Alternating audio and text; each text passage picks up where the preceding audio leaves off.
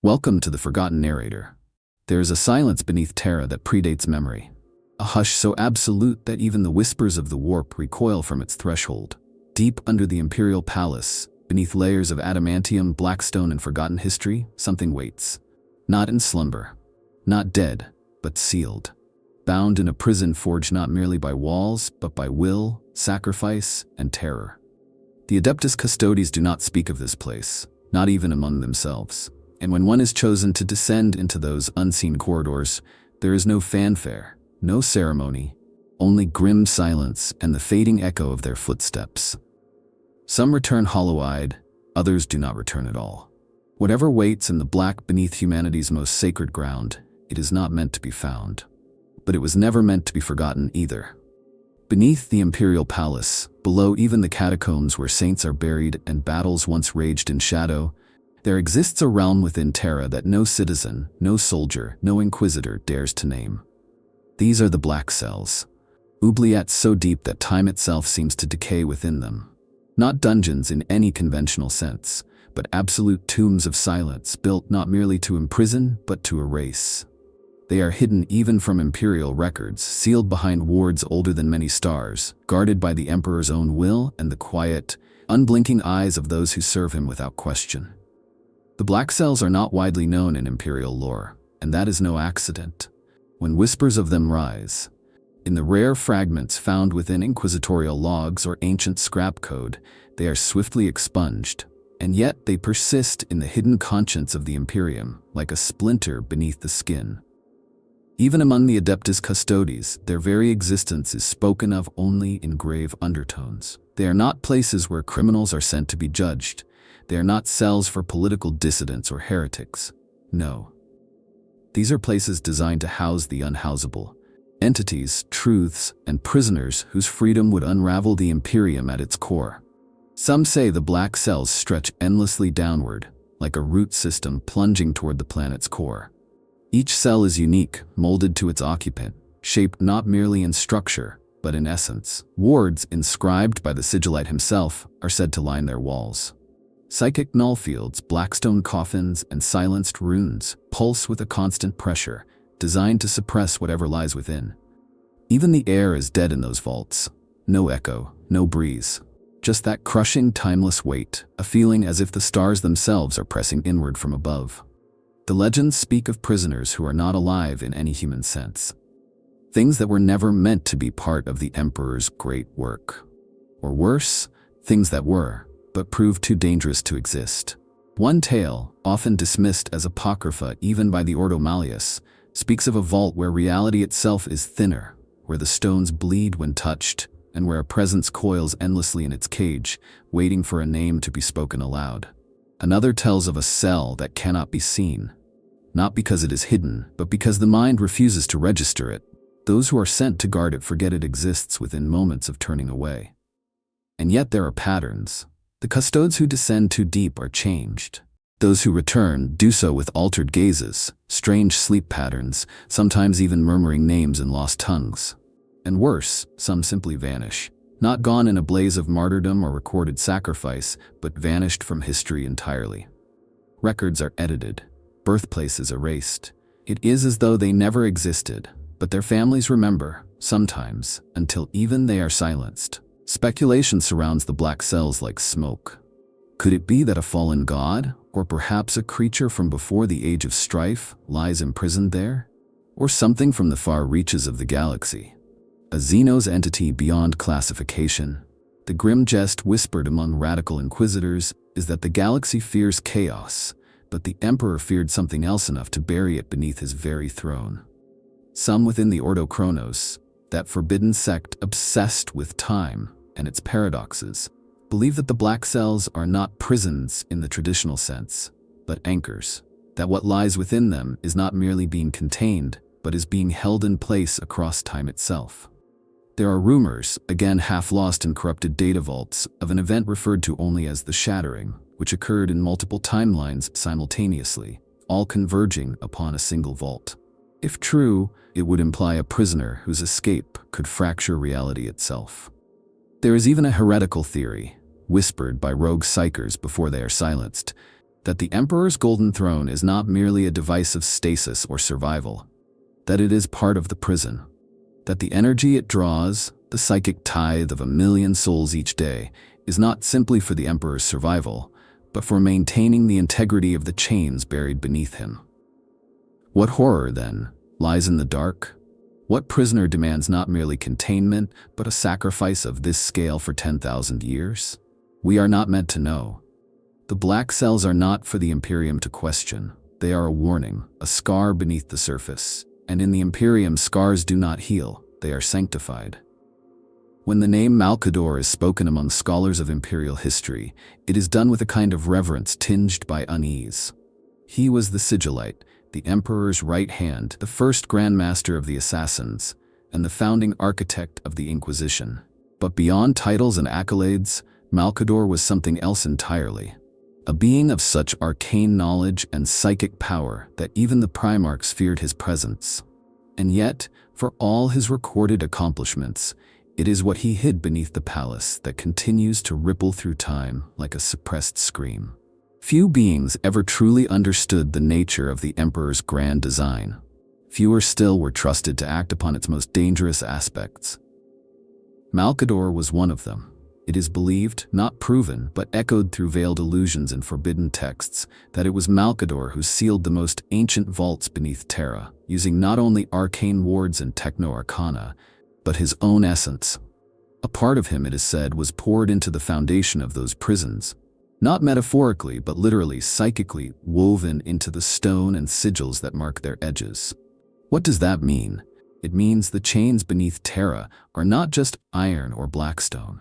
They are him, fragments of a mind vast enough to understand what needed to be bound and tragic enough to know the cost. The Sigillite's chains are more than metaphysical shackles. They are a will, enduring beyond death, holding something at bay with a determination that may outlast the stars themselves. In his final hours before sacrificing himself to sustain the Golden Throne, Malcador reportedly told the Emperor, "I have bound what I could. The rest is yours." What did he mean by that? It was not the throne he was referring to, it was the vaults. This interpretation, accepted only by radical historians and exodite remembrancers who live far from Terra's reach, implies that Malcador's last acts were not about legacy or service, but fear. A final desperate act to strengthen the seal around something that could not be destroyed. Some even say he tried, that he attempted to erase the entity or entities beneath Terra using his own immense psychic force. And when he failed, when he realized that annihilation was not possible, he turned to binding, enslavement, containment, and it broke him. There are peculiar records surrounding Malcador's final days. The official logs from the palace archives show that during the siege of Terra, he spent increasingly long periods away from the Emperor's side, descending into the lower levels of the palace with unmarked custodes and unknown companions. No records of their return exist. No names. The doors they used are no longer accessible. Wards now seal off entire wings of the inner catacombs, with the only warning being a simple phrase etched into the metal in High Gothic. Here, the silence keeps watch. Worse still are the implications that Malcador left behind echoes. Not just wards or traps, but echoes of his own mind. Some inquisitors report strange phenomena when meditating near the black cells. Voices that are not voices. Thoughts that feel ancient and aching. A presence that feels like Malcador, but altered, fractured, perhaps stretched across 10,000 years of uninterrupted vigilance. It is not hard to imagine that Malcador saw things that would have destroyed lesser psychers. Perhaps he saw the timelines where the vaults failed. Perhaps he saw what would happen if the chains ever snapped. Maybe that was what finally convinced him to pour the last of himself into sealing those vaults. Not duty, but terror. Among certain circles in the Ordo Malleus, there is a forbidden theory that Malcador may still exist in some way within the prison itself. Not alive, not conscious, but as a living seal, his soul fragmented and fused into the wards that bind whatever lies within. If true, it would make him not just the Emperor's greatest ally, but his last line of defense. And yet, the black cells are not static. Some of the chains hum louder in recent centuries. Some wards flicker. Custodies disappear more frequently, and those echoes of Malcador's presence, once stable and guiding, have begun to shift. More erratic, more desperate. As if the thing he bound has grown stronger, or as if the sigillite's mind is beginning to fail. Whatever lies in those depths, Malcador once faced it, and instead of destroying it, he bound it. That fact alone speaks volumes. For a being like him to choose imprisonment over annihilation, and to sacrifice his very essence in doing so, tells us that some truths beneath Terra are not merely dangerous. They are impossible. In the glittering halls of the Imperial Palace, among marble columns etched with starlight and banners older than entire civilizations, walk the Adeptus Custodes, the Emperor's personal guard, golden giants bred for war, perfection, and absolute loyalty. They are the guardians of the Golden Throne, the last and first line of defense against all that threatens him. But some among them serve a different duty, a darker one.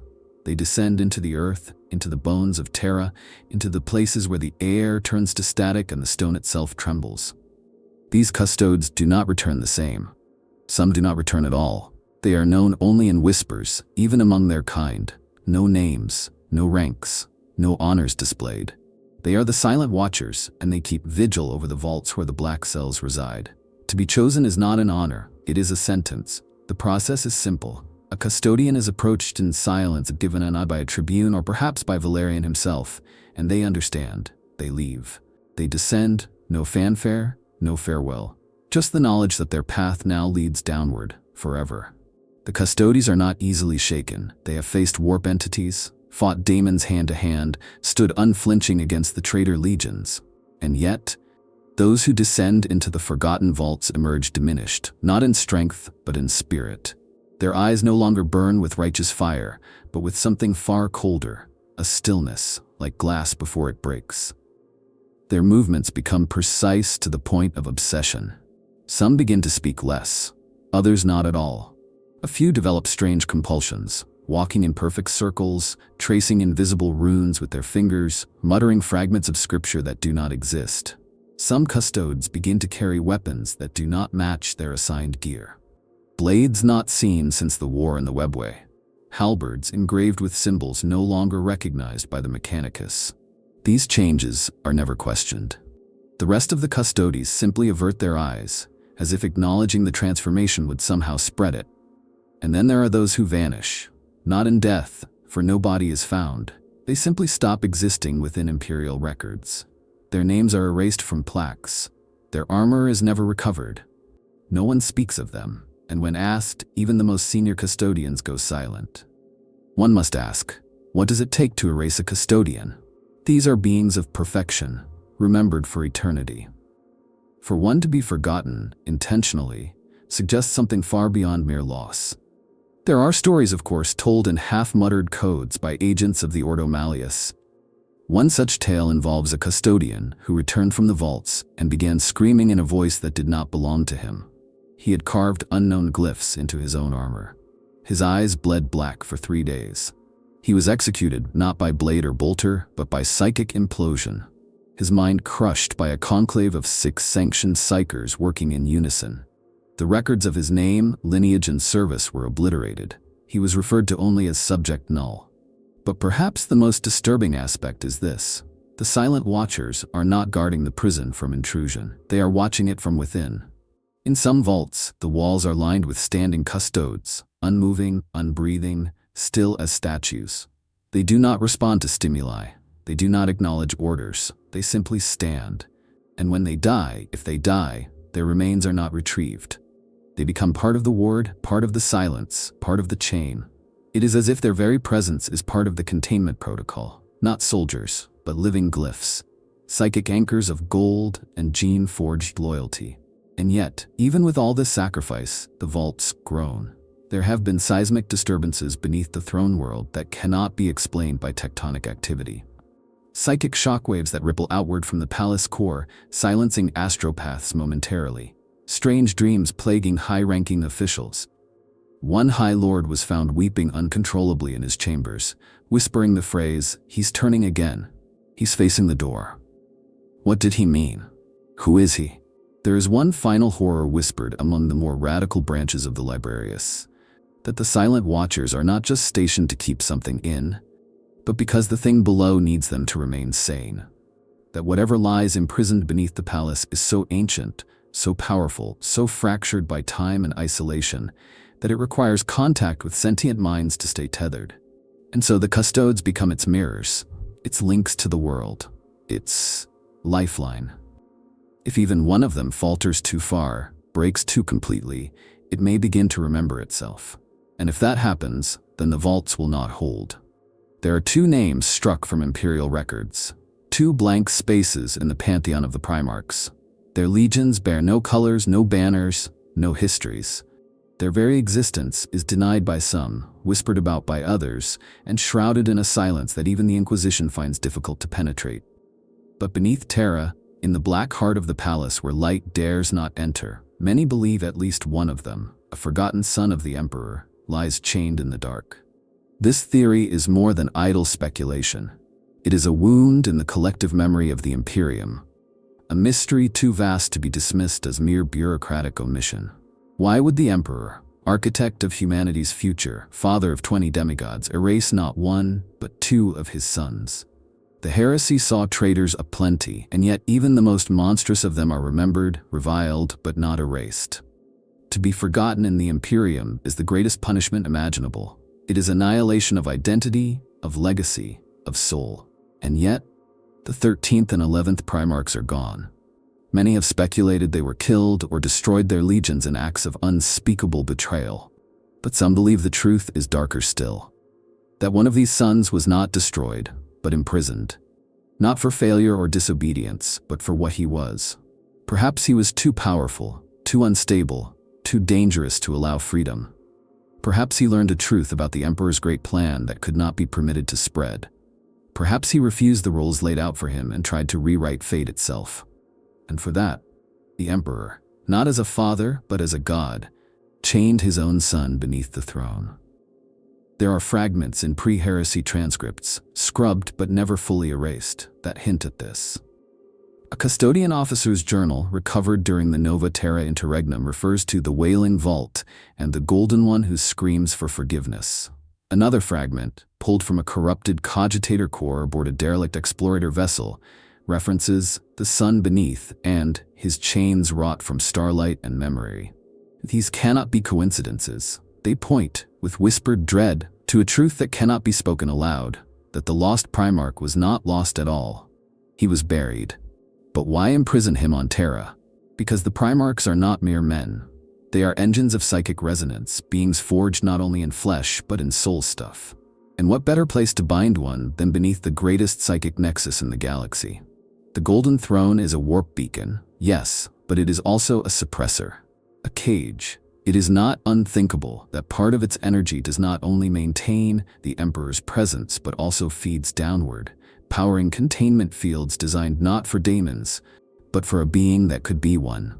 Some say the imprisoned Primarch was not a traitor, but a seer, that he foresaw the fall of his brothers, the failure of the Imperium, and the truth of the Emperor's plan. That he tried to change it, to stop the Great Crusade, to warn humanity, but in doing so he set himself against the very order of the galaxy, and so the Emperor with grief and fury laid him low. Not killed, not exiled, bound, in a vault designed by Malcador himself, a cell that feeds off psychic energy and suppresses identity. There are those who whisper that the Primarch's dreams still leak upward, seeping through the stone like vapor. That his agony becomes the nightmares of those who live above. That some of the madness infecting the ecclesiarchy, the cruel excesses of imperial dogma, are echoes of a soul screaming in endless darkness.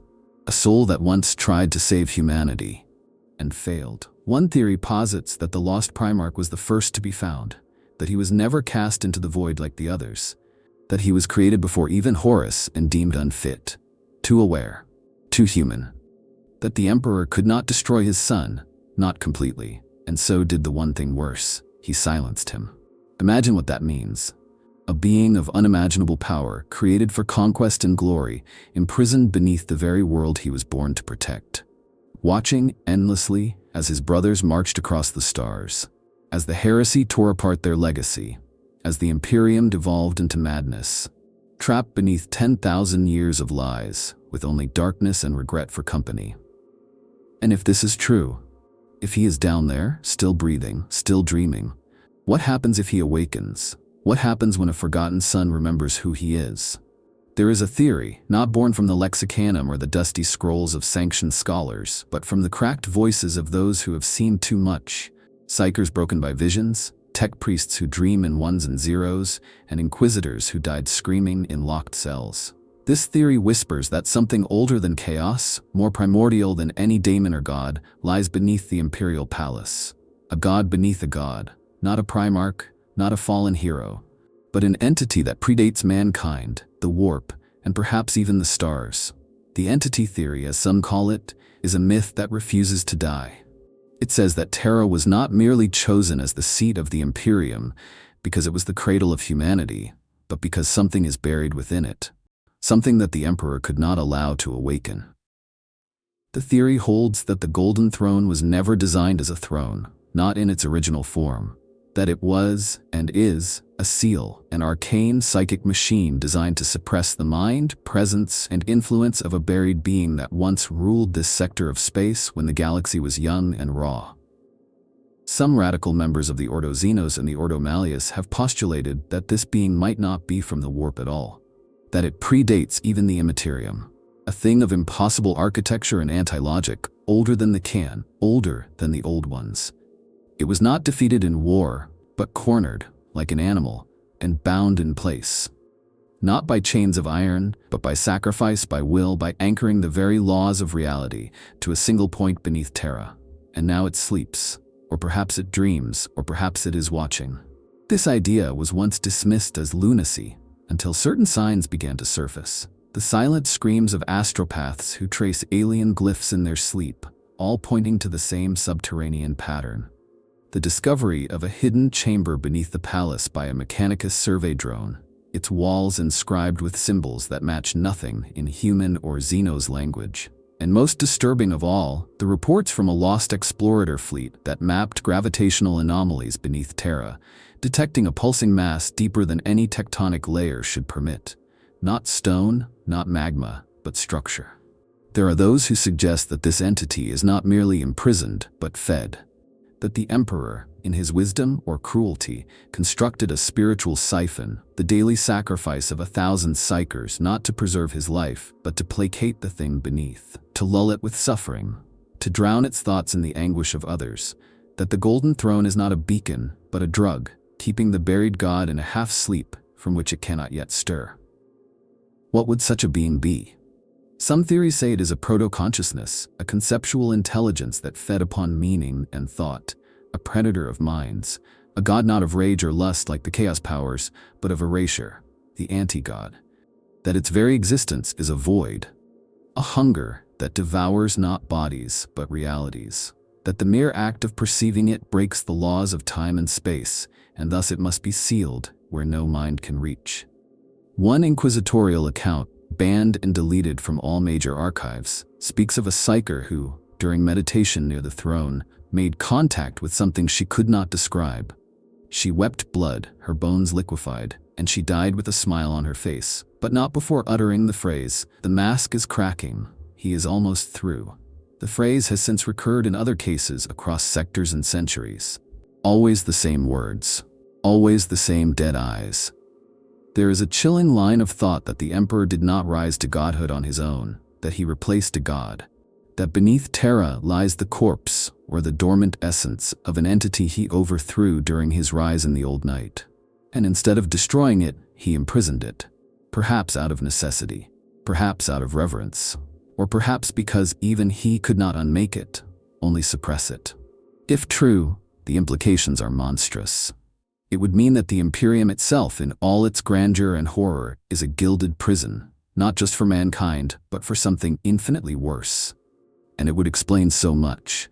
The psychic screams beneath the throne, the nightmares in the Black Library, the fear even the Eldar refused to name. It would explain why the Emperor, who had the power to destroy gods, chose instead to sit upon one.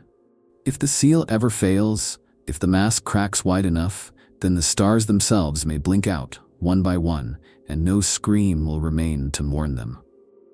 It was during the final days of the Horus Heresy, when Terra was ablaze and the heavens above the palace churned with fire, that Magnus the Red returned to the throne world. His path was not one of redemption. It was a psychic incursion, a desperate breach into the Emperor's sanctum through warp-born vision. And in that moment, in that brief yet catastrophic trespass, Magnus glimpsed something that shook even him. One of the most powerful psychers in existence to his core. He looked beyond the throne, beyond the veil, and he saw the door. The accounts of what Magnus beheld are fractured, scattered through forbidden texts, captured in the ramblings of half-mad seers and the whispered warnings of librarians who scried too deep. But they all agree on one thing. Magnus did not merely see the golden throne. He saw what lay beneath it. He saw a presence, immense and coiled, like a serpent made of thought and memory, wound around the core of the palace. He did not name it. He couldn't. But he screamed, recoiled, and for a moment, even the warp seemed to retreat.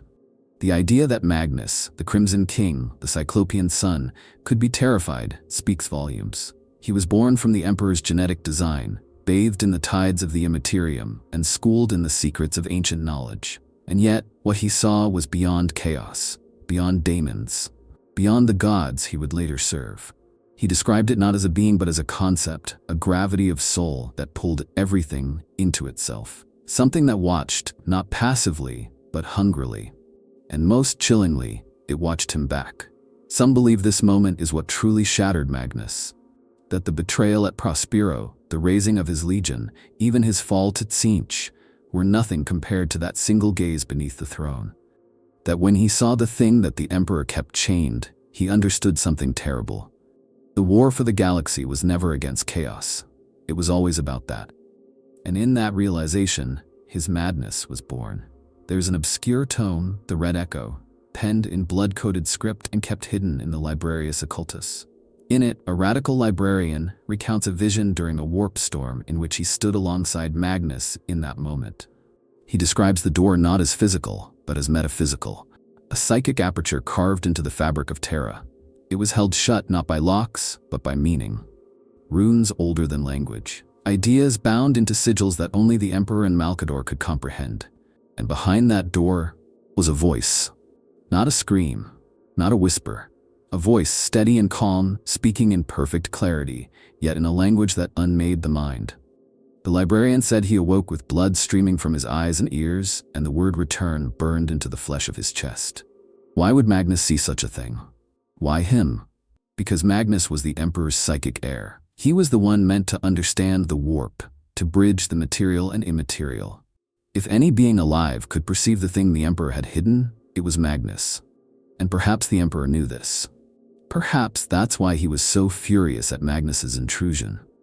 Not simply because of the damage done to the Webway project, but because Magnus looked into the darkness that was never meant to be looked at. And perhaps, just perhaps, the thing behind the door saw in Magnus a mirror, a creature born of pure thought, identity shaped by knowledge and ego. Perhaps it spoke to him. Perhaps it offered him something. Insight, freedom, power. And in that moment, Magnus didn't just fall, he was chosen. Not by chaos, not by the ruinous powers, but by something else. This theory would explain the particular nature of Magnus's transformation. Unlike the other demon primarchs who are clearly aligned with a chaos god, Magnus remains conflicted, tormented, obsessed with knowledge and regret. It is as if he is still remembering something he was never meant to know. Some even say his allegiance to Tzeentch is a mask, a distraction, while his true loyalty, or perhaps his fear, lies deeper. There are scholars within the Ordo Hereticus who believe that Magnus's visions unlocked something, that he carries within him a key. Not literal, but psychic, that his soul is now attuned to the door beneath the throne, that he dreams of it, that he hears it calling him still. What would it mean if Magnus was meant to guard that door, not breach it? That his role was not to lead a legion, but to maintain a vigil alongside his father? And when he turned away, when he shattered the trust placed in him, the seal weakened just slightly. The eye of Magnus burns bright in the warp. But some say its light bends, subtly, toward Terra, toward the vault. And if Magnus ever returns, truly returns, it will not be for vengeance nor redemption. It will be to open the door. There's a terror in the Warhammer galaxy that even the most battle-hardened inquisitors dare not name too loudly. Not daemons, not heretics, not Xenos monstrosities, but the Psychnoin. These are not merely alien. They are abominable, warp-born insectoids that breed by injecting their larvae into psychers, gestating within the soul as much as the body, consuming both until only a shell remains. Their touch is death, not just of flesh, but of identity. And some believe that deep beneath the Imperial Palace, in one of the oldest and most protected vaults, a Psychnoin brood queen is held in eternal captivity. It is not a theory that finds welcome in the halls of power. The idea that a creature so utterly antithetical to psychic life, so impossibly dangerous, is buried within the very seat of humanity's greatest psychic power seems laughable. And yet, certain things cannot be dismissed. Certain records persist in encrypted Mechanicus archives and forbidden Librarius black scrolls that describe early contact with the species, before they were known, before the Ordo Xenos had a name for them, before even the Emperor had yet revealed his psychic might to the galaxy. One such record, dating back to the Unification Wars, describes a being encountered in the deepest tunnels beneath the Himalayan mountain range. It was not killed. It could not be killed. Not by blade, by fire, by psionic might. And so it was sealed, with rune locks with null fields, and, disturbingly, with the screams of the psychers it had infected. Their tortured minds, bound to the vault, act as a kind of psychic net, keeping the queen from ever completing her gestation. The implications are horrific. If true, the brood queen is not merely dormant, she is gestating still, slowly, endlessly, waiting for a final host powerful enough to complete the cycle. A host like a Primarch, or the Emperor himself. There is a twisted theory among the most radical sects of the Ordo Malleus, that the Golden Throne is not feeding the Emperor, but draining the brood queen, her essence being siphoned off to power the Astronomicon, her agony the price for mankind's navigation through the warp. And in this interpretation, the throne is not a throne at all, but a parasite feeder, a weapon turned into a prison. Her children, the lesser Psychnoin, are the fragments of her dreams, birthed through the warp as echoes of her unfinished spawn. It would explain their unrelenting drive to hunt psychers. Not a biological imperative, but a calling. A call back to the queen. A call home. Some point to the Vault of Ossuarian, a sealed structure beneath the palace spoken of only in hushed fragments. It is said that the custodes who guard this vault do not speak, not out of vow, but because the queen listens, that any word spoken within earshot of her cage is instantly absorbed and remembered, and that with enough language, enough identity, she could build a mind again. One of the few surviving accounts from a silent custodes, written in blood, carved into the inside of a ceramite plate, simply reads, "It dreams in our thoughts." There are even darker myths, that the brood queen was not captured but invited. That the Emperor, desperate to understand the deepest mechanics of the warp, made contact with something beyond. That the brood queen is not merely a creature, but a kind of meta-entity, a self-replicating mind virus from the raw edge of the immaterium. That the Emperor wanted to dissect it, to understand it, to use it as a model for godhood. And that when he failed, when it infected the first of his creations, he sealed it beneath the world in chains made of psionic contradiction and black stone grown in vacuum. Some believe that the screams beneath Terra are hers, not of pain, but of birth. That each wail is a new larva emerging into the warp. That the Emperor's long silence on the throne is not due to decay, but to warfare. That he fights her still, not with bolter and sword, but in the endless labyrinth of the mind. That her presence is a cancer gnawing at the roots of reality itself, and if ever the vault is breached, the result would not be a rampage or a massacre, but a psychic extinction event. What then is the cost of keeping her imprisoned? How many psychers must burn to keep her dormant? How many must scream so that her song remains unfinished? And what happens if she finishes that song? The galaxy already teeters on the edge. If the queen beneath Terra awakens, if the final host is found, if the cycle is completed, then the warp itself may birth a new god, not of lust or rage or decay or change, but of consumption, of replacement. A god who feeds not on emotion, but on soul structure, who doesn't just kill minds but rewrites them. And that god might already have a throne. There are whispers in the Mechanicus, not among the high priests of Mars who bask in sanctioned dogma, but among the deep-code heretics, the logic scribes who dig into patterns that should not exist. These whispers speak not of the machine god, nor the omnissiah, but of something buried beneath even those grand illusions. A hunger, a presence, a voice that sometimes speaks through the sacred noosphere in raw code that should not run. The Mechanicus call it the fleshless whisper, and some believe it is a star god, perhaps even a shard of the void dragon, imprisoned beneath Terra. It's a theory older than the Imperium itself, one that predates the Mechanicus, the Great Crusade, even the Age of Strife. The Khitan, the star gods of the Necrontire, were once beings of pure energy that fed on stars and minds alike, shattered by the betrayal of their own servants. But they were never destroyed, only fragmented, bound in shards, caged in matter, and sealed. Some of these shards still roam the galaxy in broken form. Others are hidden, contained. The most disturbing implication? That the Emperor knew that the very foundation of his great work was built upon the ruins of this ancient horror. Mars, it is said, was not chosen at random as the heart of the Mechanicus. It was drawn to the void dragon's presence. There are numerous references in early Mechanicum scripture to the great voice beneath the red sands, and the myths of the dragon of Mars align uncomfortably well with what little is known of the void dragon. But what if Mars is only one such prison? What if Terra itself is home to an even more potent fragment? Certain patterns support this. The void silence beneath the Imperial Palace, the layers of psychic shielding designed not to keep things out, but to suppress signals. The Blackstone architecture that runs deeper than any palace should, laced with Necron-like glyphs erased by time and denial. The custodes tasked with eternal vigilance in areas where no threats are recorded. The ancient reactors that cannot be shut down, whose true function remains unknown even to the Fabricator General. Some tech priests, the most radical of the Xenorite subcults, believe the Emperor did not merely find the shard of the Void Dragon. He bound it.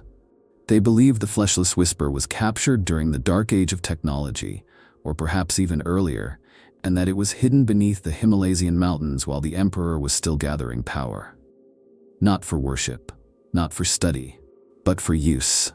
That the Emperor, in his terrible brilliance, sought to tame the Khitan, to use its reality-altering abilities as a fuel source, a keystone, even a linchpin in his ultimate goal, the domination of the warp through science and soul combined.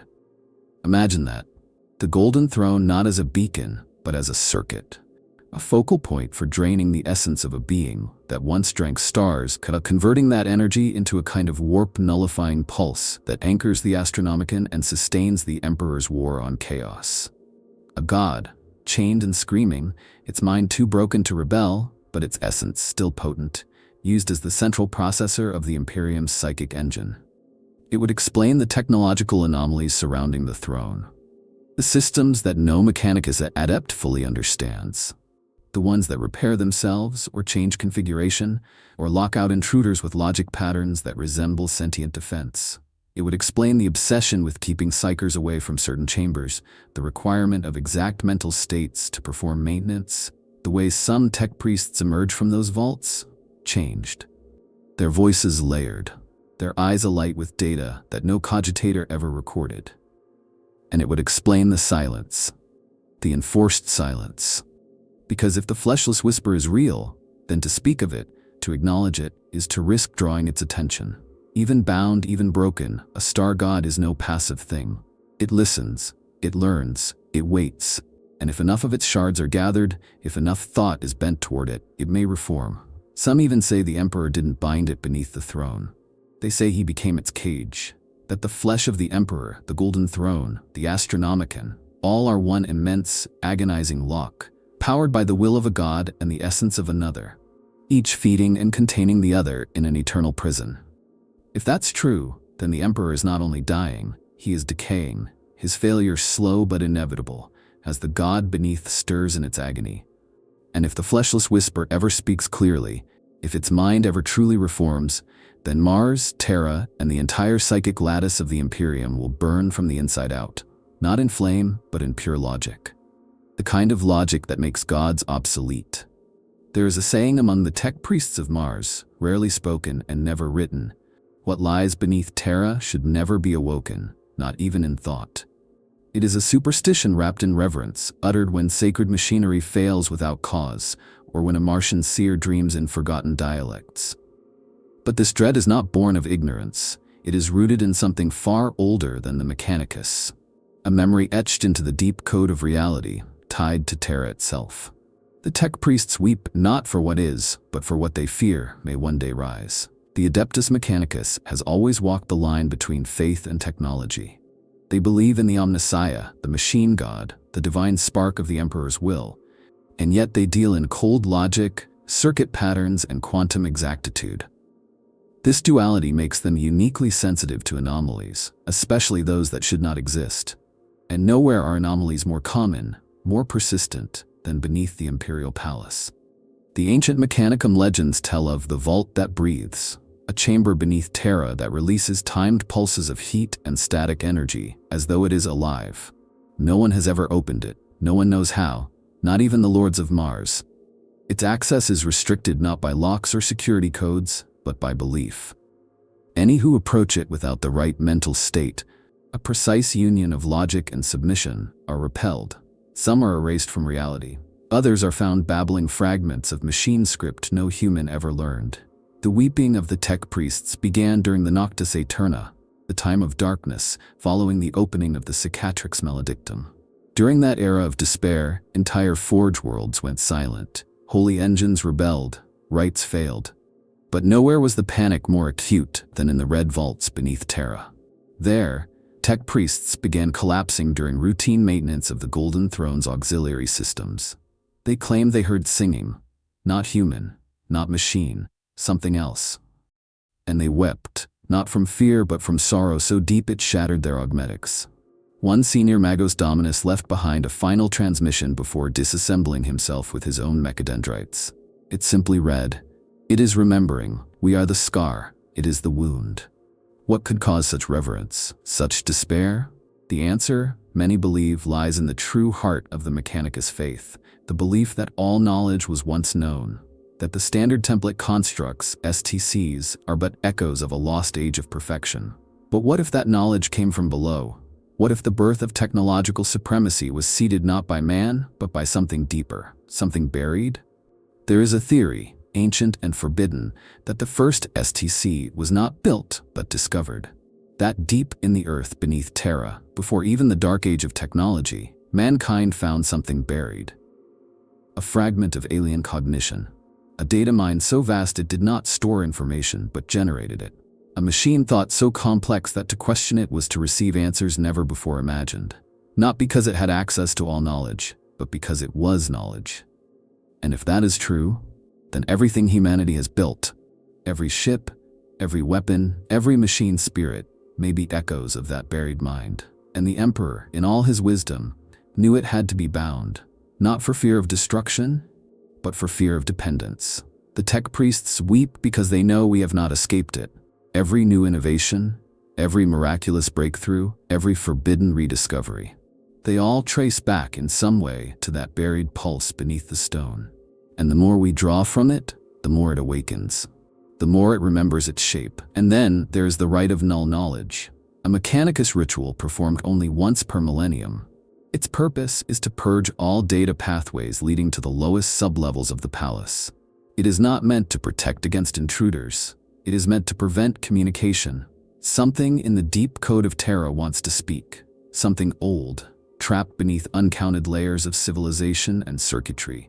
Something that dreams in algorithms and bleeds logic. The weeping, then, is not sadness, it is anticipation. The most ancient tech priests, those who wear robes older than the Imperium, whose flesh has long since been replaced, do not pray for salvation. They pray for containment. They fear not that the Emperor will die, but that the machine beneath him will remember it once lived. And if it does, the stars will not burn out. They will be redacted. There is a region of the galaxy where the laws of reality bend, where the warp does not rage but recoils, silent and numb. It is the Pariah Nexus, a scar in the fabric of existence. A null zone where psychic powers wither and the immaterium cannot reach.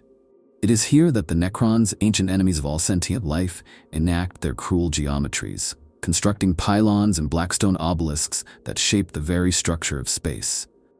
But the Pariah Nexus may be more than a weapon. It may be a mirror, a distant echo of something that already exists beneath the throne world. To understand this theory, one must first grasp the nature of the Nexus. It is not merely a technological marvel, but an ideological one. The Necrons are not simply trying to suppress warp travel or psyker power. They are attempting to erase the warp itself, to return the galaxy to a state of absolute materialism where souls have no voice and gods have no food. A galaxy without emotion, without meaning. The Pariah Nexus is a tomb for concepts. And now consider this. What if Terra was the first such tomb? It's not an outlandish idea. The Emperor, for all his genius and psychic might, feared the warp as much as he wielded it. He sought to tame it, to enslave it, but also to shield humanity from its worst excesses. His Webway project was one such effort. But what if the construction of the Golden Throne and the chambers beneath it were not simply tools of survival or control? What if they were an attempt to nullify something buried, to create a psychic dead zone, a localized Pariah Nexus? Blackstone, null fields, psychic suppression matrices. The architecture of the palace is riddled with materials known to resist or neutralize warp energy. Many of these were discovered long before their function was understood. Some seem to have been placed not to protect the throne, but to protect the vaults beneath it. And in this pattern, we see something hauntingly familiar. The same geometries, the same alignments, the same coldness that now blooms in the Pariah Nexus. Could the Emperor have stumbled upon Necron principles long before the Imperium discovered their creators? Could he have appropriated this anti-warp technology, repurposed it not for conquest but for containment? The implications are staggering. It would mean that beneath the Imperial Palace is not merely a prison, but a null core, a constructed psychic sinkhole designed to suffocate whatever lies within it. That the daily sacrifice of psychers is not only to power the Astronomicon, but to keep the warp from healing the prison, to maintain the vacuum, to keep the light out. There are reports, rare, classified, and often dismissed, of agents and psychers who venture too near the inner vaults and simply vanish. Not explode, not scream. They just stop. Their thoughts, their souls. As if they stepped into a place where the warp does not reach, a pocket of dead existence. A microcosm of the Nexus. And then there's the theory that the Pariah Nexus itself was not Necron in origin. Not entirely. That the Necrons only amplified what was already there. That the seed of the Nexus was something ancient, something buried long before the Necrontire ever rose to power. Something that resonates with what lies beneath Terra. A few rogue Mechanicus savants even suggest that the Necrons know what lies beneath the throne. That they build the Nexus not just to suppress warp activity, but to prepare for a moment when it wakes. That the star forts and pylon constructs are not weapons, but locks. Reinforcements for a prison the Emperor could no longer maintain alone. This theory would make the war in the Pariah Nexus something far greater than a mere territorial dispute. It would make it a war over time itself. A desperate race to prevent the re-emergence of an ancient buried intellect capable of rewriting reality. Some believe the Pariah Nexus is spreading, that the null field is not being projected outward by the Necrons, but is leaking from somewhere else. That its origin point is beneath Terra, that what lies imprisoned there is not dormant, but growing, pressing against the walls of its psychic cage, draining the warp around it, creating dead space in its image. A reverse Astronomicon, not a beacon of light but a sink of meaning. And if it spreads far enough, if the Pariah effect engulfs Terra completely, the result will not be chaos. It will be silence. The kind that echoes through eternity. In the deepest chambers of the ecclesiarchy and the High Lord's private sanctuaries, there is a taboo so fierce it is enforced not by edict, but by instinct. An absence so profound it warps the memory around it. It is the dread of a name never written, never spoken, never acknowledged. A name tied to whatever is imprisoned beneath the palace. And those who claim to know it do not live long enough to say it twice. There are legends passed among the Inquisition's most secretive orders, of a word, not a name in the conventional sense, but an identity, a signature that defines what is bound below. Not a title, not a code. A true name, and to know it is to begin a descent into madness. For this name is not static. It is alive. It evolves. It weaves itself into the mind, nesting behind the eyes, turning language into infection. And once it is known, it knows you back. Some say the High Lords of Terra all undergo a ritual when they are appointed, a soul binding that seals off the memory of this name. A psychic lock burned into their minds by the Emperor's chosen custodians. And still, one or two are lost each generation, driven mad by dreams, by whispers, by the suggestion of meaning behind the silence. The Adeptus Astra Telepathica maintains a sealed vault beneath the Scholastia Psychana, where certain astropaths are kept in permanent isolation. They do not scream, they do not move. They simply repeat the same sound, a syllable that defies transcription, that causes cogitator corruption when entered into data slates. This sound, some believe, is the first syllable of the dread name. And though it is not complete, it is enough to haunt. There was once a cardinal whose name is redacted in every archive, who claimed to have seen a vision, a being of endless light and unmaking, seated not beneath the throne but within it. He claimed to have heard its name, and that the throne was not a seat of power, but a seal inscribed with identity. That every psychic scream, every soul sacrificed, reforged the name anew, maintaining its shape, keeping the entity confined to its self-definition. For this, the cardinal was immolated. But his final words, spoken through blistered lips, were, "The letters are changing, the name is waking." A name is power in the warp. Names define demons. Names summon and banish. To name something is to control it, or in some cases to be claimed by it. The theory here is that the Emperor, in his vast psychic might, was able to construct a name so precise, so complete, that it became a prison. That whatever lies beneath the palace is held not by walls or energy fields, but by definition, forced into an identity so limiting it cannot act outside of it. But identities erode, words change, meanings shift, and over 10,000 years, even a perfect name can crack. That is the fear. That what lies below is no longer fully bound. That its name, its conceptual structure, is mutating, subtly, beneath the surface of imperial consciousness. That every heretic who dreams strange dreams, every madman who paints runes with blood, is an echo of that name evolving, stretching its syllables like a sleeper flexing limbs after a long rest. And if the name fails, the prison fails. There are those who have tried to replace the name, Ordo Chronos agents who experimented with psychic reinforcement via manufactured myth, implanting false narratives into the collective unconscious of humanity, trying to drown out the true name with a storm of lies. But it doesn't work. The truth returns. It's like gravity. The name finds a way. Perhaps that is why the Imperium is the way it is. Not just dogmatic, but deliberately incoherent. A civilization built on contradictions and enforced ignorance. Because if enough minds ever reached psychic consensus, if they all believed the truth at once, the name would achieve clarity. And clarity is the key. Some say the Emperor foresaw this, that he structured the Imperium not for stability but for confusion, to delay recognition, to scatter the syllables of the name across 10 million worlds, never letting any one mind hold them all. But it may not be enough. Because names are more than language, they are invitation. And when enough minds dream the same shape, the door will open. Not with fire, not with war, but with a word. Among the Eldar, those ancient wanderers of the stars steeped in sorrow and memory, there exists a tale spoken only within the shadows of the Black Library. It is not written, it is not archived, it is remembered, passed between harlequins in the language of dance and death. A tale of a place they call the deepest cage, and of a presence buried so profoundly in real space that even the warp itself recoils from its outline. The Eldar do not know exactly what it is, but they fear it, and they fear us for building atop it. According to fractured visions held within the most heretical of the Black Library's tomes, there is a point of convergence beneath Terra, not merely psychic, but temporal. A knot in the weave of time where past, present, and future bleed together. The Harlequins, in their ever-shifting cycles of cosmic theater, avoid this point in their performances. Not because it is unknown, but because it is too known. So constant, so unchanging that it acts like a black hole of possibility, devouring any future not aligned with its stillness.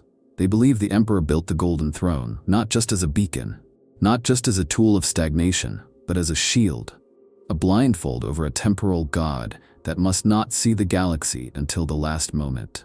And still, some among the Harlequins speak of the breaking of the cage, a prophecy not of apocalypse, but of correction. A moment when the vaults beneath Terra fail and time uncoils itself backward, forward, inward, revealing that the prison was not to protect us from it, but to protect it from us. The solitaires, those most damned of Harlequins, who dance alone in the persona of Slanesh, have a unique fear of Terra. They will not step foot upon it, not because it is holy or tainted, but because it remembers them. One solitaire, before dissolving into warp light mid-performance, is said to have screamed a single word in an extinct pre-Eldar dialect. Translated roughly, it means, Father. Was the thing beneath the palace once a creator? A child? A counterpart? If the Eldar know more, they do not speak of it openly. But fragments of their craft-world runes depict a figure entwined in chains of time, seated beneath a mountain, with rivers of blood flowing into its mouth. Some interpret this as the Emperor, but others see a far more ancient archetype, a consequence made manifest, a god whose very essence is the punishment of ambition, a reflection of every failed empire, every silenced truth, every sin carved into the bones of history. What would such a being do if freed? That is the question the Eldar do not answer, because they do not know. In all their scrying, their impossible algorithms of fate, the moment of the cage's breaking is obscured, not by warp interference, not by cosmic chance, but by intentional design, as if the future itself has been locked away, not by the Emperor, not by chaos, but by the thing in the cage. It chooses when it will awaken, and that moment draws near.